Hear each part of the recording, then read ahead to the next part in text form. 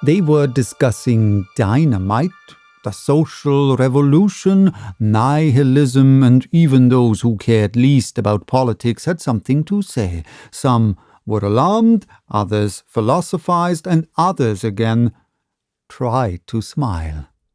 "Ma," N said, "when we are all blown up, we shall see what it is like. Perhaps, after all, it may be an amusing sensation, provided one goes high enough." "But we shall not be blown up at all," G, the optimist, said, interrupting him. "It is all a romance." "You are mistaken, my dear fellow," Jules de C replied. "It is like a romance, but with this confounded nihilism everything is the same. It would be a mistake to trust to it, for instance, the manner in which I made Bakunin's acquaintance." They knew that he was a good narrator, and it was no secret that his life had been an adventurous one, so they drew closer to him and listened intently. This is what he told them. "I met Countess Nicosa W., the strange woman who was usually called Countess Satan, in Naples.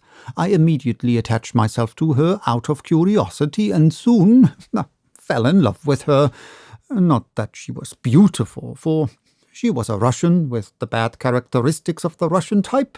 She was thin and squat at the same time, while her face was sallow and puffy, with high cheekbones and a Cossack's nose. But her conversation bewitched everyone. She was many-sided, learned, a philosopher, scientifically depraved, satanic. Perhaps the word is rather pretentious, but it exactly expresses what I want to say, for in other words, she loved evil for the sake of evil. She rejoiced in other people's vices. She liked to sow the seeds of evil in order to see it flourish, and that too by fraud on an enormous scale. It was not enough for her to corrupt individuals. She only did that to keep her hand in. What she wished to do was to corrupt the masses. By slightly altering it after her own fashion, she might have used Caligula's famous wish. She also might have wished that the whole human race had but one head. Not in order that she might cut it off, but that she might make the philosophy of nihilism flourish there. What a temptation to become the lord and master of such a monster! I allowed myself to be tempted and undertook the adventure. The means came unsought for by me, and the only thing that I had to do was to show myself more perverted and satanic than she was herself, and so I played the devil. Yes, I said, we writers are the best workmen for doing evil, as our books may be bottles of poison. The so-called man of action only turn the handle of the mitrailleuse which we have loaded. Formulas will destroy the world, and it is we who invent them. That is true, said she, and that is what is wanting in Bakunin, I am sorry to say. That name was constantly in her mouth, so I asked her for details, which she gave me, as she knew the man intimately. After all, she said with a contemptuous grimace, he is only a kind of Garibaldi. She told me, although she made fun of him as she did so, about that odyssey of the barricades and of the hulks which made up Bakunin's history, and which is nevertheless the exact truth. About his imprisonment at Olmutz in the casemates of the fortress of St. Peter and St. Paul, and in the subterranean dungeon at Schusselburg.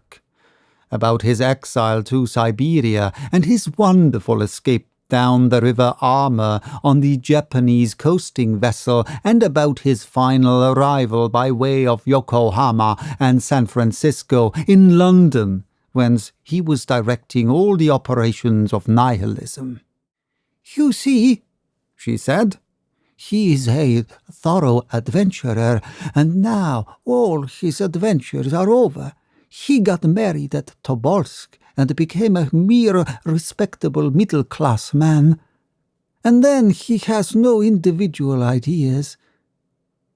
Herzen, the pamphleteer of Kolokol, inspired him with the only fertile phrase that he ever uttered, 'Land and liberty.'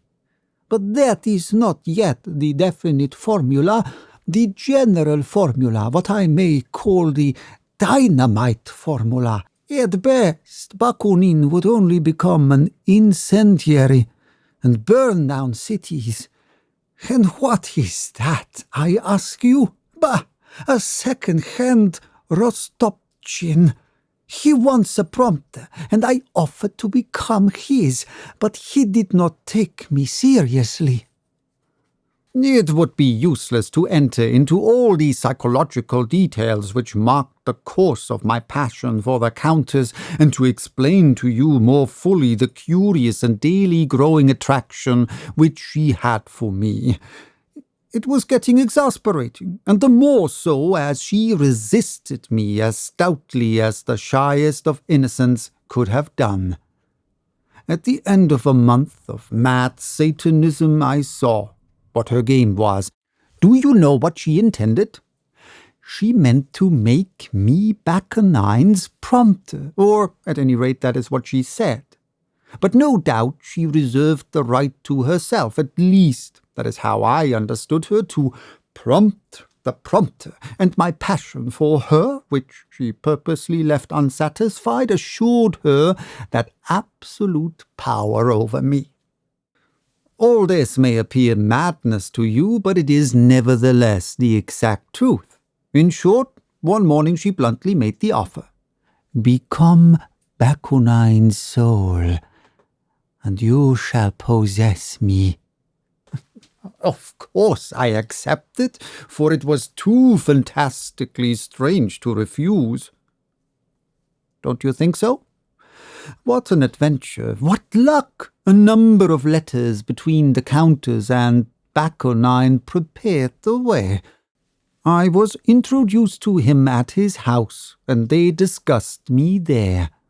I became a sort of Western prophet, a mystic charmer who was ready to nihilize the Latin race, the Saint Paul of the new religion of nothingness. And at last a day was fixed for us to meet in London. He lived in a small one-storied house in Pimlico, with a tiny garden in front and nothing noticeable about it. We were first of all shown into the commonplace parlour of all English homes, and then upstairs. The room where the Countess and I were left was small and very badly furnished. It had a square table with writing materials on it in the centre of the room. This was his sanctuary. The deity soon appeared, and I saw him in flesh and bone, especially in flesh, for he was enormously stout. His broad face, with prominent cheekbones in spite of fat, a nose like a double funnel, and sharp, small eyes, which had a magnetic look, proclaimed the Tartar, the old Turanian blood which produced the Attalars, the Genghis Khans, the Tamerlanes. The obesity, which is characteristic of nomad races who are always on horseback or driving, added to his Asiatic look. The man was certainly not a European, a slave, a descendant of the deistic Aryans, but a scion of the atheistic hordes who had several times already almost overrun Europe, and who, instead of ideas of progress, have nihilism buried in their hearts. I was astonished. For I had not expected that the majesty of a whole race could be thus revived in a man, and my stupefaction increased after an hour's conversation. I could quite understand why such a colossus had not wished for the Countess as his Egeria. He was a silly child to have dreamed of acting such a part to such a thinker. She had not felt the profoundness of that horrible philosophy which was hidden under his material activity, nor had she seen the profit under this hero of the barricades. Perhaps he had not thought it advisable to reveal himself to her, but he revealed himself to me, and inspired me with terror. A prophet? Oh, yes, he thought himself an Attila, and foresaw the consequences of his revolution. It was not only from instinct, but also from theory, that he urged a nation on to nihilism. The phrase is not his, but Turgenev's, I believe, but the idea certainly belonged to him. He got his program of agricultural communism from Herzen, and his destructive radicalism from Pugachev. But he did not stop there. I mean that he went on to evil for the sake of evil. Herzen wished for the happiness of the Slav peasant. Pugachev wanted to be elected emperor, but all that Bakunin wanted was to overthrow the actual order of things, no matter by what means, and to replace social concentration by a universal upheaval. It was the dream of a Tartar. It was true nihilism pushed to extreme and practical conclusions. It was, in a word, the applied philosophy of chance, the indeterminate end of anarchy. Monstrous it may be, but grand in its monstrosity. And you must note that the tyrannical man of action so despised by the Countess was, in Bakunin, the gigantic dreamer whom I have just shown to you. His dream did not remain a dream, but began to be realized.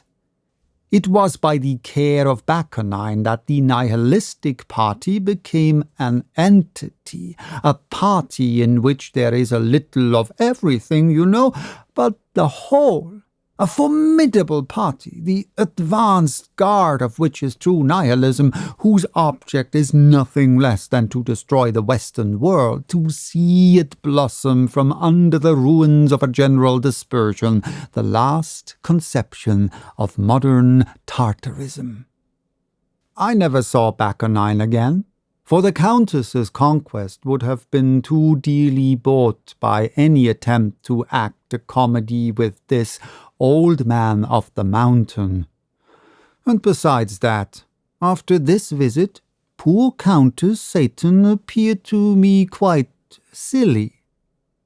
Her famous Satanism was nothing but the flicker of a spirit lamp, after the general conflagration of which the other had dreamed. She had certainly shown herself very silly when she could not understand that prodigious monster.